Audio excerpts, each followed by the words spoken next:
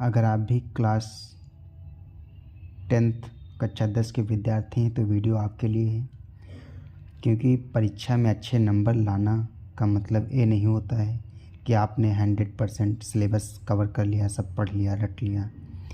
इससे नहीं, बल्कि ये भी तय करता है कि आप परीक्षा में कैसे लिखे हैं, कौन कौन से प्रश्नों को हल किए हैं, किस तरीके से आपने अपने प्रश्नों का उत्तर दिया। इसके लिए देखिए सरकारी वेबसाइट जो है ऑफिशियल की, उससे जारी हुआ है। इसमें हम आपको बताएंगे कि आज हिंदी का पेपर कैसे हल करना है, हर एक पॉइंट। तो यहाँ पे लिखा है कि हाई स्कूल परीक्षार्थियों हेतु बोर्ड परीक्षा की तैयारी संबंधी महत्वपूर्ण सूचना। तो इसमें सूचनाओं में जो है आज हम हिंदी प्रश्न पत्र के विषय में जानेंगे। ये मेरा हिंदी का प्रश्न पत्र है उसके बारे में। तो आइए सबसे पहले हम चलते हैं पहले प्रश्न पे और जानते हैं उसको। तो सबसे पहले आपको इसमें लिखा है कि हिंदी विषय के अंतर्गत गद्य, पद्य, संस्कृत, खंड, व्याकरण, काव्य, सौंदर्य, खंड काव्य, निबंध एवं पत्र लेखन सम्मिलित है। परीक्षा में सफलता प्राप्त करने के लिए समय का उचित प्रबंध करके महत्वपूर्ण पाठ्यक्रम का एकाग्रतापूर्वक पुनरावृत्ति करें। तो दोस्तों यहाँ पुनरावृत्ति का मतलब है कि बार बार अध्ययन करें, आपने जो कुछ पढ़ा है उसका रिवीजन अच्छे से करें। और यहाँ पे चलते हैं, इसमें लिखा है कि निर्धारित काव्य का अध्ययन करते समय कविता में निहित सौंदर्य के तत्वों, छंद, अलंकार को रेखांकित करें। रेखांकित का मतलब दोस्तों आप लोग समझ रहे हैं कि आपको उसको अंडरलाइन कर देना है, ताकि जो एग्जामिनर कॉपी चेक करेगा आपकी वो समझ जाएगा, उसका ध्यान वहाँ पे ज़्यादा जाएगा जो आप अंडरलाइन कर देंगे। तो रेखांकित ज़रूर कर दें। और इस पॉइंट में क्या लिखा है कि गद्य के अंतर्गत लेखकों की रचनाओं को पढ़ते समय प्रत्येक अध्याय के मूल भाव को समझें। मतलब आपको उसके मूल भाव को समझना है कि उसमें क्या लेखक ने क्या लिखा है। ये नहीं कि हर एक चीज़ बस रट ली। तो आपको रटना नहीं है, उसको समझना है कि उसमें कहानी में या कोई कविता है तो उसमें क्या कहा गया है। और उद्देश्य एवं भाषा शैली को अपने शब्दों में लिखने का अभ्यास करें। मतलब भाषा शैली जो आपको लिखना है, ये नहीं कि जो किताब में लिखा है बस वही आपको लिखना है, आपको उस चीज़ को समझ के अपनी भाषा में लिखना है। तो आप लोग समझ गए होंगे, हम आशा करते हैं। और इस पॉइंट में देखते हैं कि शब्द रचना के तत्व, उपसर्ग, परसर्ग, समास, पर्यायवाची, तत्सम शब्द इत्यादि के नियम एवं परिभाषा को भलीभांति समझ लें एवं अभ्यास करें। मतलब जो आपका व्याकरण संबंधी बहुत सारी चीज़ें हैं उनको अच्छे से समझें और उनका अभ्यास करें, जिससे प्रश्न पत्र को हल करते समय व्याकरण एवं वर्तनी संबंधी अशुद्धि का अभाव रहे। वर्तनी संबंधी अशुद्धि का मतलब दोस्तों में कि गलत शब्द आप लोग ना लिखें। मान लीजिए कोई वर्ड है, जैसे यहाँ पे शुद्धि ही है, आप धा इसमें नहीं लगाते हैं जो यहाँ पे लगा है, या कहीं वर्तनी है तो इसमें रा आप लोग नहीं लगाते।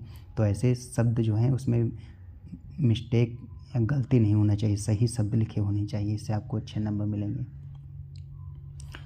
और दोस्तों और ये 2 पॉइंट हैं, नॉर्मल ही हैं, आप लोग पढ़ लीजिएगा, पढ़ सकते हैं। और हम जो मेन पॉइंट हैं उस पर ध्यान रखते हैं।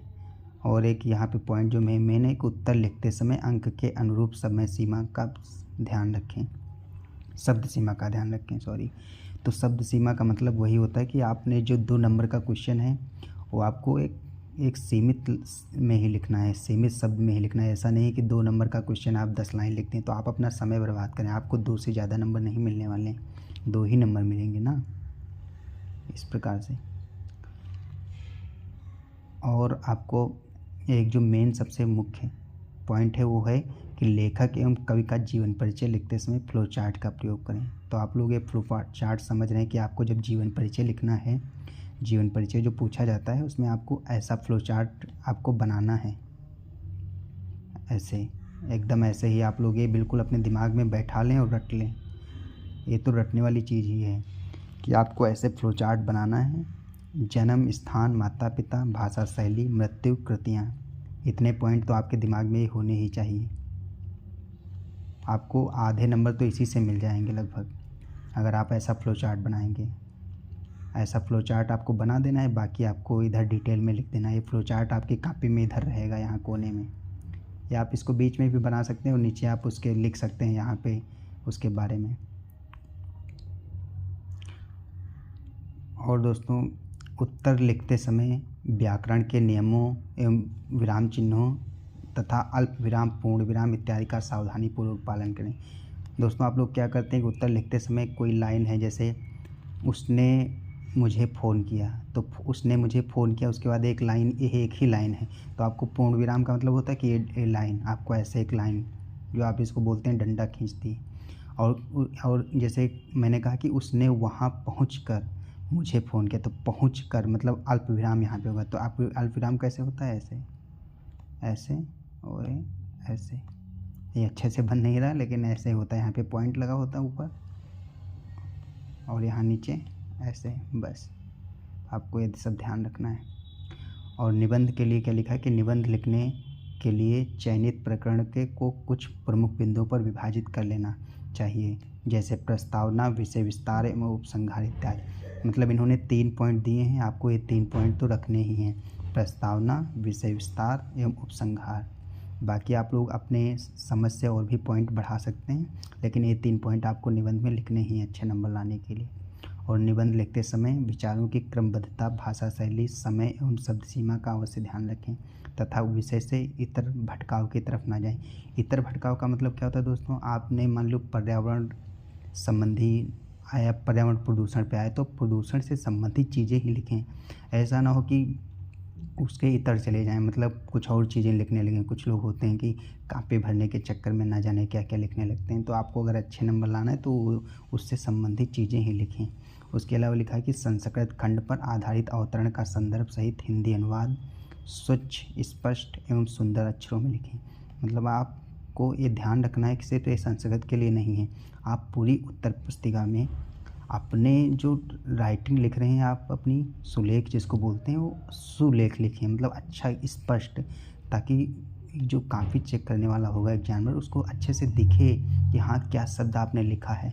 आपने लिखा तो बहुत कुछ है, सब सही भी लिखा है, जब पढ़ने वाले को समझ ही नहीं आ रहा है तो नंबर कैसे आपको मिलेंगे। तो ये चीज़ आपको दोस्तों ध्यान रखनी। और जो सबसे लास्ट है कि अपने ज़िले के लिए निर्धारित खंड काव्य के ही प्रश्नों का उत्तर पुस्तिका में लिखें।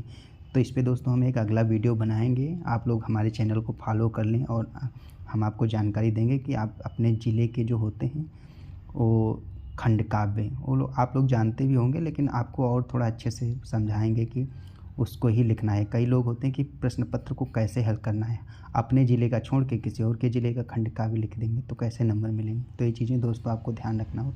तो धन्यवाद दोस्तों, मिलते हैं अगले वीडियो में।